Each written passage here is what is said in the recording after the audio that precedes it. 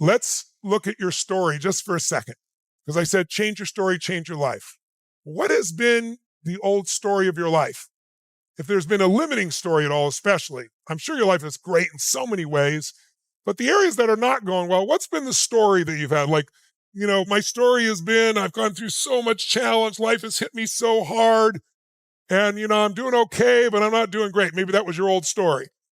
What was your old story? How would you describe it? Close your eyes, stay standing. With your eyes closed, just think, my old story was what? It was a story. Was it a romance? Was it a drama? Was it a comedy? Was it an epic? Was it pain? Was it a story about challenge or failure or limitation or opportunity? What were the feelings that were predominantly in the old story of your life? Your new story is going to be, life's going to be about what for you going forward? If you get to write, direct, and produce your story, which you do, what's the story going to be about? And what are going to be the primary emotions? Is it gratitude? Is it passion? Is it hunger? Is it drive? Is it persistence? Is it determination? Is it faith? Is it courage? What are 2 or 3 emotions that if you made them dominant in your life every day, they would change the story of your life?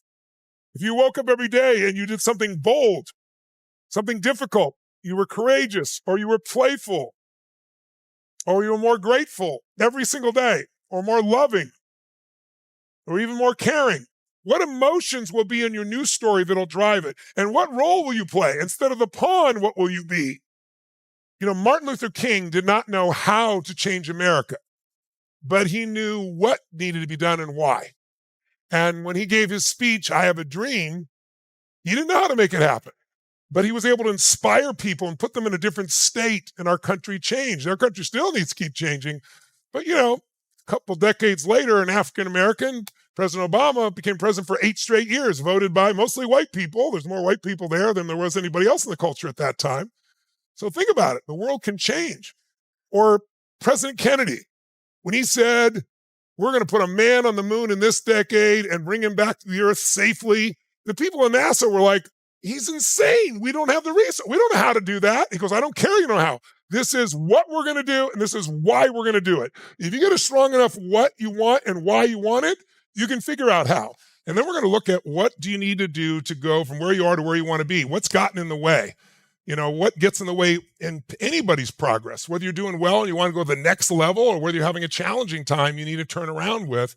And we're going to walk you through that experience. And then we're going to give you, I like to do things experientially because, your mind can convince you of all kinds of things, but when you have an experience, So I always tell people a belief is a poor substitute for an experience. You can believe you know what China is like, but if you've never been there, it's just a belief. You go to China, you have a direct experience.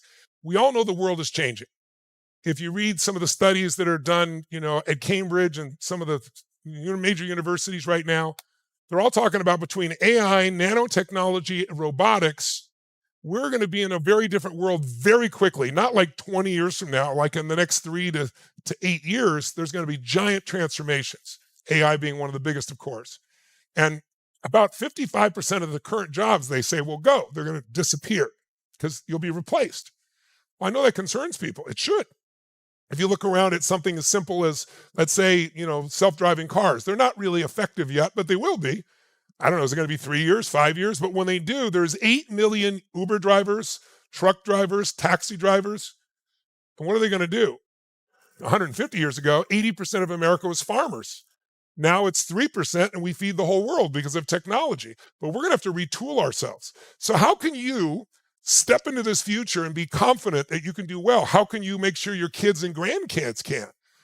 You need 3 skills. Please jot them down. They're very simple. The first skill that will change your life is when you get good at pattern recognition. Now, when you can recognize a pattern, it takes away your fear because it's no longer chaos. Like, oh my God, I don't know what to do. This has never happened before. What's happening politically? What's happening with wars around the country? What's around the world? What's happening with inflation has happened multiple times about on every 80-year cycle. And so this is not new. And when you recognize a pattern, you're not fearful anymore. You can actually start to be in control if you master the second skill, which is pattern utilization. See, if you look at anyone, think of someone you think is masterful. It could be a comedian. It could be an actor or an actress. It could be a great athlete. It could be, somebody amazing at running businesses. It could be somebody who's a great financial trader. If you know anyone who's really great at anything, they have these two skills for sure. They know how to recognize patterns in the financial markets or in a business. They know how to recognize what movements will affect you most if they're a dancer, or what sounds will touch you deepest if they're a great singer. But they not only recognize it, but they learn to use those patterns to get the results that they really want. And if you work at this, you can get to a third skill, and that's the ultimate skill. And that's where you actually have pattern creation. That's when you start to become masterful at something. It's kind of like if my daughter, I'm watching her learn to play the piano. And how does she learn to play the piano? You first learn someone else's patterns, someone else's music, and you practice it. And you learn to recognize what things do, and you learn how to do it and use it and get the result. But after she's played enough at some stage, she will start to create her own patterns, her own songs, right? And that's pretty much what's happened in my life. I've studied all these books and patterns and all these different ways of creating change. And then gradually, as the decades went by, I started to create my own as well. I'll give you an example. During COVID, there was a common pattern.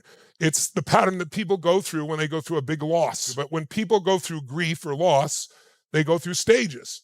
The first thing that happens when you have that major loss, you go through shock, right? It's like, it can't be, shock and denial. It's like, I'm confused. I mean, it couldn't be. They're not dead. This couldn't have happened. How could they have fired me? How could they?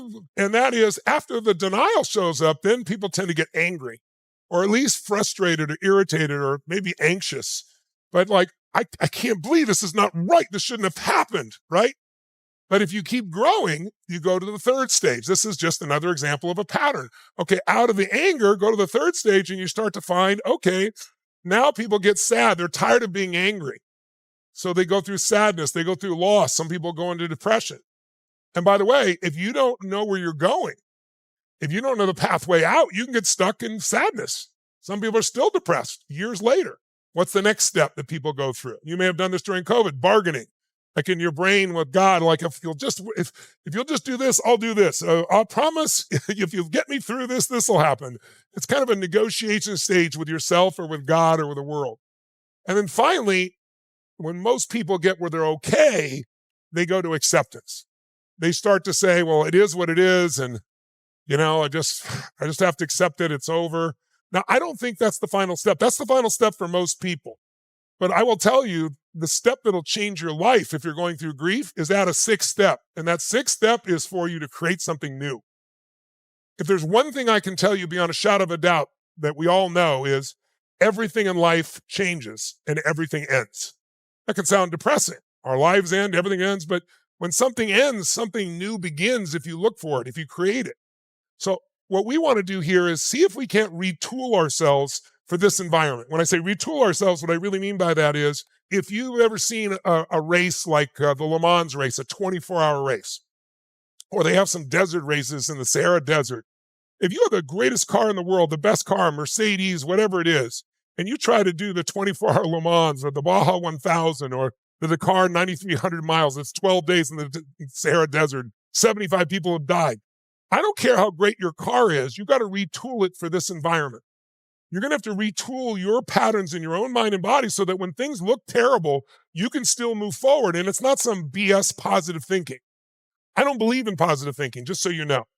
I believe in energy. People see me and on stage, there's 20,000 people in a stadium, they're jumping. They think, oh, it's rah-rah positive thinking. I've never been into it. Think of it as there's two worlds you got to master. The external world and the internal world. The external world you can't control, but you can influence. But the internal world, you can have absolute control of what you think, what you feel, and most importantly, what you do.